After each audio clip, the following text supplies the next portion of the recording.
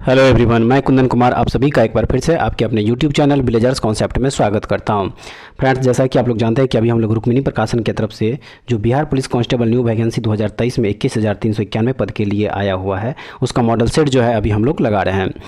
इस वीडियो से पहले हम लोग 10 टेस्ट सीरीज जो है पूरा कर चुके हैं। अगर आप लोग उस 10 टेस्ट सीरीज का वीडियो नहीं देखे हैं तो इस वीडियो के डिस्क्रिप्शन में उसका लिंक दिया हुआ है, वहाँ से जाके आप लोग देख लीजिए, या फिर हमारे चैनल की जो प्लेलिस्ट है वहाँ से भी जाके आप लोग देख सकते हैं। अगर उसका PDF चाहिए तो हमारे टेलीग्राम चैनल विलेजर्स कॉन्सेप्ट को ज्वाइन कीजिए और वहाँ से डाउनलोड करके उसको देख सकते हैं। चैनल पर नए हैं तो इस चैनल को एक बार सब्सक्राइब जरूर कर लीजिएगा। वीडियो अच्छी लगे तो इसको अपने दोस्तों में ज़रूर शेयर कीजिएगा, एक लाइक ज़रूर कीजिएगा वीडियो को, और कमेंट्स करके ज़रूर बताइएगा कि आप लोगों को ये वीडियो कैसा लगा। तो चलिए फिर शुरू करते हैं टेस्ट सीरीज 11 का पहला क्वेश्चन और देखते हैं कि क्या है पहला क्वेश्चन। तो इसका जो पहला क्वेश्चन है वह है कि निम्नलिखित में कौन सा रबर के वल्कनाइजेशन में प्रयोग किया जाता है। सही आंसर है सल्फर, जो है इसका सही आंसर हो जाएगा। उसके बाद अब ये हम लोग अगला क्वेश्चन देखते हैं, क्वेश्चन नंबर 2। क्वेश्चन नंबर 2 में दिया हुआ है कि आँख के किस भाग पर वस्तु का प्रतिबिंब बनता है। इसका जो सही आंसर हो जाएगा वो हो जाएगा आपका ऑप्शन नंबर डी, दृष्टिपटल, जिसको कि रेटिना भी कहा जाता है। नेक्स्ट क्वेश्चन 3 नंबर में है, कास्टिक सोडा का रासायनिक नाम क्या है। तो सही आंसर हो जाएगा सोडियम हाइड्रोक्साइड। सोडियम हाइड्रोक्साइड जो है कास्टिक सोडा का रासायनिक नाम है। अब आइए अगला क्वेश्चन देखते हैं, क्वेश्चन नंबर 4। क्वेश्चन नंबर 4 में दिया हुआ है कि डिप्लोपिया नामक बीमारी मानव के किस अंग से संबंधित है। तो सही आंसर है आँख से। डिप्लोपिया जो है वह आँख से संबंधित है। नेक्स्ट क्वेश्चन 5 नंबर है कि स्याही बनाने में कौन सा अम्ल काम में लाया जाता है। तो वो है फ्यूमेरिक एसिड। फ्यूमेरिक एसिड जो है स्याही बनाने में काम में आता है। उसके बाद अगला क्वेश्चन है, क्वेश्चन नंबर 11 में दिया हुआ है कि किसी निकाय को एक समान वृत्तीय गति में चलाने में लगने वाले आवश्यक नियत बल को क्या कहा जाता है।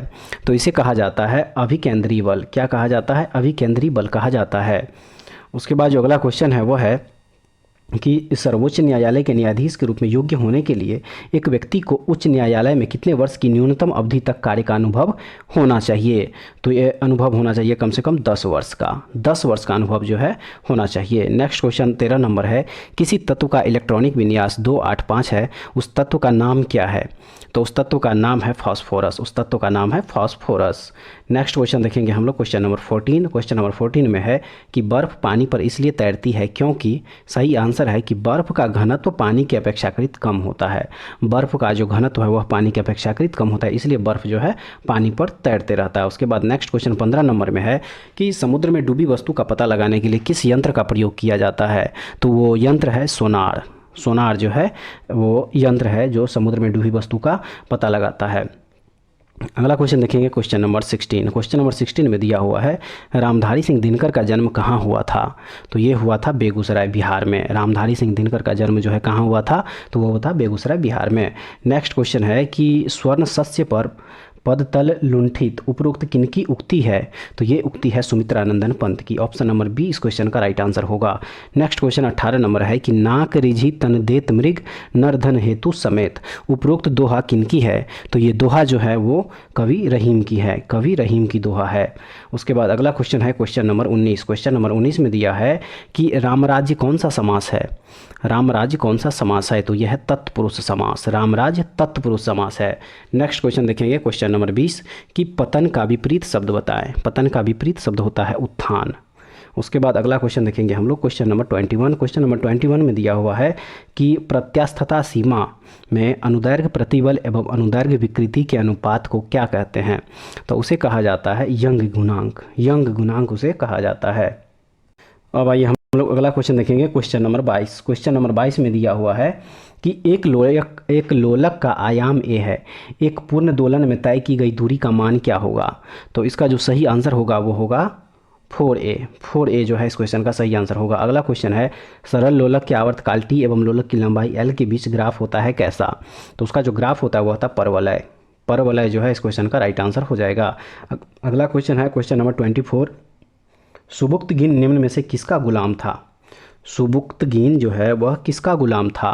तो ये गुलाम था अल्पतगीन का। अल्पतगीन का। नेक्स्ट क्वेश्चन देखेंगे क्वेश्चन नंबर 25। क्वेश्चन नंबर 25 में दिया हुआ है कि 1 मीटर लंबे सरल लोलक का आवर्तकाल लगभग कितना होगा, कितना होता है।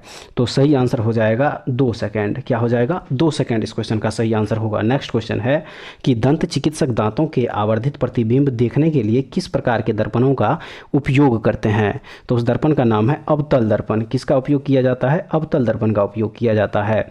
अगला क्वेश्चन देखेंगे क्वेश्चन नंबर 27 कि बल एवं विस्थापन दोनों सदिश है, तो कार्य जो बल और विस्थापन का गुणनफल है वह क्या है। तो वो है आपका अदिश, वह अदिश हो जाएगा। अगला क्वेश्चन है कि निम्न में से कौन अकबर के नवरत्न में शामिल नहीं थे। तो सही आंसर हो जाएगा बैरम खान। बैरम खान जो है अकबर के नवरत्न में शामिल नहीं थे। नेक्स्ट क्वेश्चन देखेंगे क्वेश्चन नंबर 29। क्वेश्चन नंबर 29 में दिया हुआ है कि व्यक्तिगत अवज्ञा आंदोलन किस तिथि को प्रारंभ की गई थी। तो इसका सही आंसर है 17 अक्टूबर 1940। 17 अक्टूबर 1940 को व्यक्तिगत अवज्ञा आंदोलन जो है प्रारंभ की गई थी। नेक्स्ट क्वेश्चन है कि भारत में जिस राजनीतिक संगठन की स्थापना वर्ष 1838 ईस्वी में हुई उसका नाम क्या था। तो उसका नाम था जमींदारी एसोसिएशन। क्या नाम था? जमींदारी एसोसिएशन। नेक्स्ट क्वेश्चन देखेंगे क्वेश्चन नंबर 41 में दिया हुआ है कि एमनेस्टी इंटरनेशनल संस्था नामक संस्था किस क्षेत्र में कार्य करती है। तो इसका जो सही आंसर हो जाएगा वो हो जाएगा आपका मानवाधिकारों की रक्षा जो है करती है एमनेस्टी इंटरनेशनल। नेक्स्ट क्वेश्चन 42 में है कि किस विद्वान ने भारतीय संविधान को सहकारी संघवाद का एक उदाहरण कहा है। तो इसका जो सही आंसर हो जाएगा वो हो जाएगा ग्रैनविल ऑस्टिन। ग्रैनविल ऑस्टिन जो है इसका सही आंसर हो जाएगा। उसके बाद अब आइए हम लोग अगला क्वेश्चन देखेंगे क्वेश्चन नंबर 43। क्वेश्चन नंबर 43 में दिया हुआ है कि दक्षिण पथपति की पदवी पहले किसने ग्रहण की। तो सही आंसर है श्री सातकर्णी प्रथम इस क्वेश्चन का राइट आंसर होगा। अगला क्वेश्चन दिया हुआ है कि कन्नव राजवंश का संस्थापक कौन था। इसका जो सही आंसर है वह है वासुदेव। कन्नव राजवंश का जो संस्थापक था वो कौन था? वासुदेव था। उसके बाद अगला क्वेश्चन है क्वेश्चन नंबर 45। क्वेश्चन नंबर 45 में है कि श्रवण बेलगोला में गोमतेश्वर की मूर्ति का निर्माण किसने करवाया था। तो सही आंसर है चामुंड राय जो है इस क्वेश्चन का सही आंसर होगा। नेक्स्ट क्वेश्चन 46 में है कि निम्न में से किस विचार का संबंध जयप्रकाश नारायण से नहीं है। तो इसका जो सही आंसर है वह है चौखंबा राज इस क्वेश्चन का सही आंसर हो जाएगा। अब आइए हम लोग अगला क्वेश्चन देखेंगे क्वेश्चन नंबर 47 में दिया हुआ है निम्न में से कौन सी एक समिति संसद की अस्थायी समिति नहीं है। तो सही आंसर है वित्त मंत्रालय की परामर्शदात्री समिति जो है वह संसद की अस्थायी समिति नहीं है। नेक्स्ट क्वेश्चन है क्वेश्चन नंबर 48। क्वेश्चन नंबर 48 में है कि सोमनाथ को जीत कर लौटते समय महमूद कच्छ की खाड़ी के रास्ते क्यों गया। तो ये गया था क्योंकि सामान्य रास्ते को भोज परमार ने रोक रखा था। ठीक है। उसके बाद अगला क्वेश्चन देखेंगे हम लोग क्वेश्चन नंबर 49। क्वेश्चन नंबर 49 में दिया हुआ है कि मोपला विद्रोह 1921 कहाँ हुआ था। तो ये विद्रोह जो है वह हुआ था मालाबार में।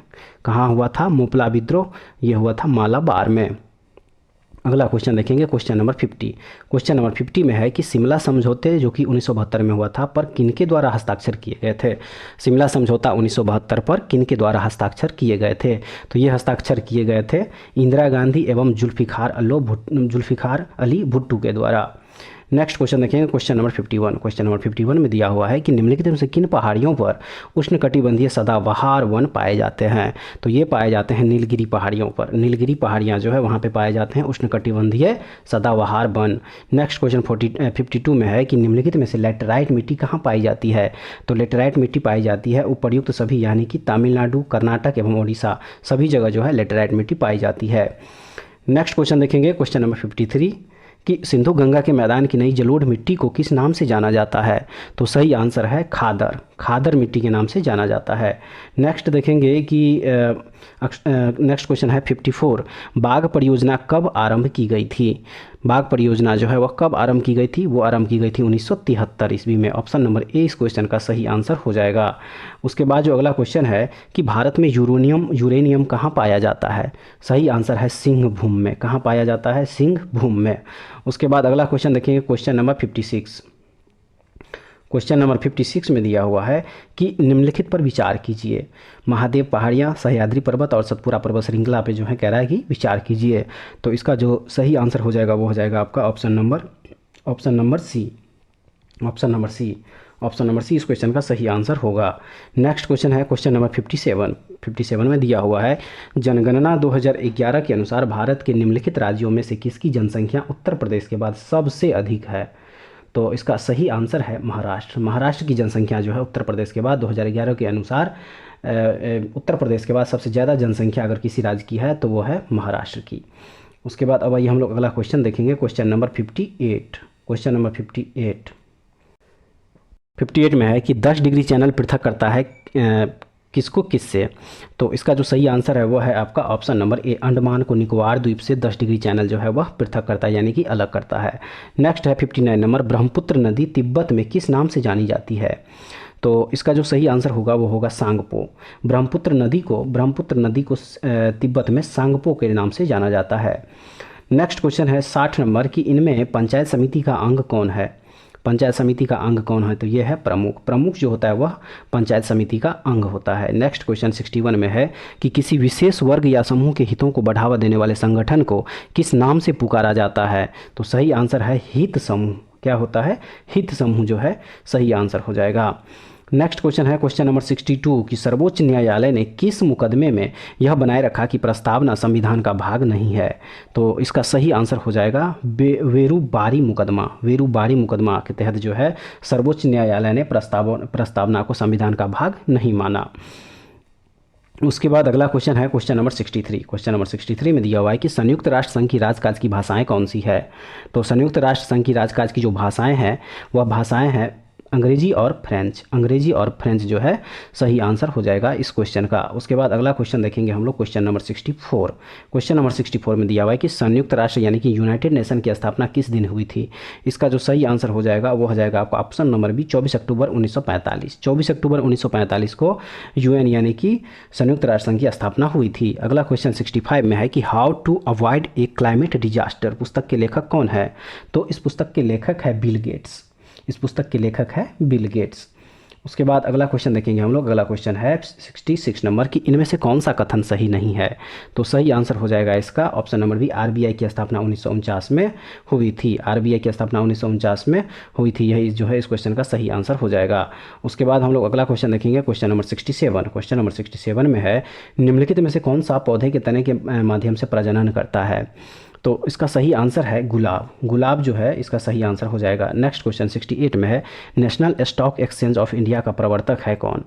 तो इसका जो सही आंसर है वह है आपका option number D. Option number D यानी कि उपर्युक्त सभी। नेक्स्ट क्वेश्चन हम लोग देखेंगे क्वेश्चन नंबर 69। क्वेश्चन नंबर 69 में है कि इनमें से कौन सी सबसे लंबी नदी है जिसका उद्गम भारत में है? तो इसका सही आंसर है option number D, Ganga. Ganga नदी जो है सबसे लंबी नदी है जिसका कि उद्गम भारत में हुआ है। उसके बाद अगला क्वेश्चन देखेंगे हम लोग क्वेश्चन नंबर 70 कि CAO का सूत्र इकाई द्रव्यमान क्या है? इसका जो सही आंसर हो जाएगा वो हो जाएगा ऑप्शन नंबर बी, यानी कि ऑप्शन नंबर बी 56U। उसके बाद अगला क्वेश्चन देखिए क्वेश्चन नंबर 71 में दिया हुआ है कि धोवन सोडा का रासायनिक सूत्र क्या है? सही आंसर है Na2CO3 इंटू 10H2O जो है धोवन सोडा का रासायनिक सूत्र है। उसके बाद अगला क्वेश्चन देखेंगे क्वेश्चन नंबर 72 कि भारतीय रिजर्व बैंक के ओपन मार्केट ऑपरेशन से आशय है, मतलब क्या आशय है? सही आंसर है सिक्योरिटीज़ में व्यापार करना। सिक्योरिटीज़ में व्यापार करना जो है भारतीय रिजर्व बैंक के ओपन मार्केट ऑपरेशन से आशय है। उसके बाद अगला क्वेश्चन देखेंगे 73 नंबर कि निम्न में से कौन से बॉन्ड द्वारा भारतीय संस्थान विदेशी बाजारों से विदेशी मुद्रा के बजाय रुपये में पैसा जुटा सकते हैं?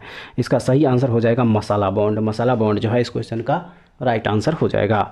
उसके बाद अब ये हम लोग अगला क्वेश्चन देखें क्वेश्चन नंबर 74 कि ग्रैंड स्लैम शब्द जो है वो किससे संबंधित है? तो सही आंसर हो जाएगा इसका option number A, lawn tennis से। लॉन टेनिस से जो है ग्रैंड स्लैम शब्द संबंधित है। अगला क्वेश्चन देखें क्वेश्चन नंबर 75। क्वेश्चन नंबर 75 में है कि स्टार्च में आयोडीन डालने पर उसका रंग क्या हो जाता है? तो सही आंसर हो जाएगा नीला। स्टार्च में आयोडीन डालने पर उसका रंग जो है वो नीला हो जाएगा। नेक्स्ट क्वेश्चन है 76 नंबर कि जो किसी का उपकार ना माने उसे क्या कहते हैं? तो इसका जो सही आंसर है वो है कृतज्ञ। कृतज्ञ कहा जाता है जो दूसरों की उपकार ना माने। अगला क्वेश्चन 77 नंबर में है कि राम खाना खाएगा, इस वाक्य का कर्मवाच्य रूप क्या है? सही आंसर है राम के द्वारा खाना खाया जाएगा। ऑप्शन नंबर ए इस क्वेश्चन का राइट आंसर हो जाएगा। अब आइए हम लोग अगला क्वेश्चन देखेंगे क्वेश्चन नंबर 78। क्वेश्चन नंबर 78 में है कि कुत्ते ने बिल्ली को मारा, इस वाक्य में बिल्ली को कौन सा कारक है? बिल्ली को कौन सा कारक है? तो इसका जो सही आंसर होगा वो होगा कर्म कारक। ऑप्शन नंबर 20 क्वेश्चन का राइट आंसर है। अगला क्वेश्चन 79 में है कि इनमें विशेषण है कौन सा? सही आंसर है गोल। गोल जो है एक विशेषण है। उसके बाद अब आइए हम लोग अगला क्वेश्चन देखें, question number 80। Question number 80, question number 80 में दिया हुआ है कि फरवरी 2023 में तुर्की और सीरिया में आए विनाशकारी भूकंप में भारत सरकार के तुर्की की मदद के लिए कौन सा ऑपरेशन चलाया गया था? सही आंसर हो जाएगा आपका ऑपरेशन दोस्त। ऑप्शन नंबर सी इस क्वेश्चन का राइट आंसर हो जाएगा। नेक्स्ट क्वेश्चन देखेंगे, क्वेश्चन नंबर 81 कि निम्न कण एक ही गतिज ऊर्जा के साथ चल रहे हैं, उनमें से सबसे अधिक संवेग किसका है? तो इसका जो सही आंसर हो जाएगा वो हो जाएगा ऑप्शन नंबर डी अल्फा कण का। अल्फा कण इस क्वेश्चन का राइट आंसर हो जाएगा। उसके बाद अगला क्वेश्चन है क्वेश्चन नंबर 82 कि जंगरोधी इस्पात के निर्माण में इस्पात का मिश्रात्वन किससे होता है? तो सही आंसर है क्रोमियम और निकेल से। क्रोमियम और निकेल जो है इस क्वेश्चन का राइट आंसर हो जाएगा। नेक्स्ट क्वेश्चन 83 में है कि अम्लीय वर्षा में प्रायः क्या अधिक मात्रा में होता है? तो ये होता है आपका सल्फ्यूरिक एसिड। सल्फ्यूरिक एसिड जो है अम्लीय वर्षा में प्रायः अधिक मात्रा में होती है। नेक्स्ट क्वेश्चन देखेंगे 84 नंबर। 84 नंबर क्वेश्चन जो है उसमें कहा जा रहा है कि फ्रियोन का प्रयोग निम्नलिखित में से किस रूप में किया जाता है? तो इसका सही आंसर है प्रशीतक के रूप में। फ्रियोन का प्रयोग जो है प्रशीतक के रूप में किया जाता है। उसके बाद अगला क्वेश्चन है क्वेश्चन नंबर 85। क्वेश्चन नंबर 85 में है कि पारिस्थितिक तंत्र में नाइट्रोजन का परिसंचारण किसके द्वारा होता है? तो ये होता है केचुआ के द्वारा। किसके द्वारा होता है? केचुआ के द्वारा होता है। नेक्स्ट क्वेश्चन देखेंगे क्वेश्चन नंबर 86 की कवक, जिसको कि फंगस कहा जाता है, कवक द्वारा फैलने वाली बीमारी है कौन सी? तो इसका सही आंसर है वलाई कृमि यानी कि रिंगवर्म। नेक्स्ट क्वेश्चन 87 नंबर है कि मानव त्वचा को रंग देने वाला वर्णक है कौन सा? सही आंसर है मेलानिन। अब भाई हम लोग अगला क्वेश्चन देखेंगे क्वेश्चन नंबर 88। क्वेश्चन नंबर 88 में दिया हुआ है कि भुगतान करने के लिए विभिन्न करेंसी के बीच जो दर होता है उसे क्या कहते हैं? तो उसे कहते हैं विनिमय दर कहते हैं उसे। उसके बाद अगला क्वेश्चन है 89 नंबर की स्थिर विनिमय दरों का निर्धारण करता है। सही आंसर हो जाएगा मौद्रिक अधिकारी अर्थात केंद्रीय बैंक। उसके बाद जो अगला क्वेश्चन है वो है 90 नंबर क्वेश्चन, वो है बजट सरकार के आय व्यय का वार्षिक कथन होता है जिसे पेश करते हैं कौन? तो सही आंसर है वित्त मंत्री। वित्त मंत्री जो है बजट पेश करते हैं। उसके बाद अगला क्वेश्चन है क्वेश्चन नंबर 91। क्वेश्चन नंबर 91 में है कि भारत के 14 प्रमुख व्यावसायिक बैंकों का राष्ट्रीयकरण किया गया था किस वर्ष में? तो ये आपका किया गया था 1969, जुलाई 1969 ईस्वी में भारत के 14 प्रमुख व्यावसायिक बैंकों का राष्ट्रीयकरण किया गया था। उसके बाद हम लोग अगला क्वेश्चन देखेंगे क्वेश्चन नंबर 92। दिया हुआ है कि एंजाइम मूलतः क्या होते हैं? तो एंजाइम जो है वो मूलतः प्रोटीन होते हैं। याद रखिएगा एंजाइम मूलतः क्या होते हैं? तो प्रोटीन होते हैं। अगला क्वेश्चन है 93 नंबर कि जॉर्जिया मेलोनी किस देश की पहली महिला प्रधानमंत्री के रूप में चुनी गई हैं? तो वो चुनी गई हैं इटली की प्रथम प्रधानमंत्री के रूप में। नेक्स्ट क्वेश्चन हो जाएगा 94। क्वेश्चन नंबर 94 में है कि निम्न में से किसे 52वां दादा साहब फाल्के पुरस्कार दिया गया है? तो इसका जो सही आंसर हो जाएगा वो हो जाएगा आपका option number B. Asha Parekh को 52वां दादा साहब फाल्के पुरस्कार मिला है। अब आइए हम लोग देखेंगे टेस्ट सीरीज 11 का लास्ट क्वेश्चन यानी कि 95 नंबर क्वेश्चन दिया हुआ है। डॉक्टर बाबा साहेब अम्बेडकर की 70 फीट ऊंची प्रतिमा स्टैचू ऑफ नॉलेज का अनावरण कहाँ किया गया है? तो ये अनावरण आपका किया गया है लातूर महाराष्ट्र में। लातूर महाराष्ट्र में जो है बाबा साहब भीमराव अम्बेडकर की 70 फीट ऊंची प्रतिमा, जिसको कि स्टैचू ऑफ नॉलेज के नाम से जाना जाता है, वहाँ पे अनावरण किया गया है।